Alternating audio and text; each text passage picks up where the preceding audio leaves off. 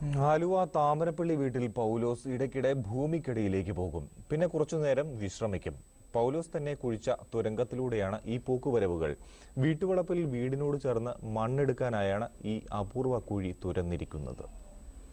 ഉയർന്ന മൺതിട്ടയിൽ ഒറ്റപ്പെട്ടു നിൽക്കുന്ന വീട്ടിൽ നിന്നും ഇടയ്ക്കിടയ്ക്ക് മണ്ണിലേക്ക് ഊളിയിടുന്ന പൗലോസിനെ ആദ്യം ആരും ശ്രദ്ധിച്ചിരുന്നില്ല. പിന്നെ പൗലോസ് ഭൂമിക്കടിയിലേക്ക് പോകുന്നത് എങ്ങോട്ടെന്ന് പതുക്കെ മറ്റുള്ളവർ നിരീക്ഷിച്ചു തുടങ്ങി. പലപ്പോഴും മണിക്കൂറുകൾക്ക് ശേഷമാണ് പൗലോസ് മുകളിലേക്ക് വരുന്നത്. നിധി സൂക്ഷിക്കാനോ അതോ വിശ്രമിക്കാനോ അങ്ങനെ നാട്ടുകാർ പലതും സങ്കല്പിച്ചു. പിന്നെ പൗലോസിനോട് തന്നെ ചോദിച്ചു.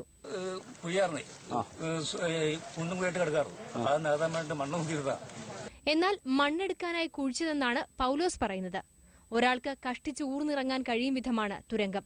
പല തട്ടുകളായി പിടിച്ചിറങ്ങാൻ കഴിയും വിധം 12 അടി താഴ്ചയിലാണ് കുഴിയെടുത്തിരിക്കുന്നത്. കുഴിയുടെ ഏറ്റവും ഒടുവിൽ ഒരാൾക്ക് സുഖമായി വിശ്രമിക്കാൻ കഴിയും വിധം സൗകര്യമൊരുക്കിയിരിക്കുന്നു. സൈഡില് ഒരു മനുഷ്യന് കഷ്ടി ഇങ്ങനെ ഇരുന്നിട്ട് ഈ മൺപാത്രം എടുത്ത് വെക്കാവുന്ന ഒരു സ്റ്റെപ്പ് മാത്രമേ ഉള്ളൂ. ആ സ്റ്റെപ്പ് അതുപോലെ 8ാമത്തെ സ്റ്റെപ്പ് വരെയുണ്ട്.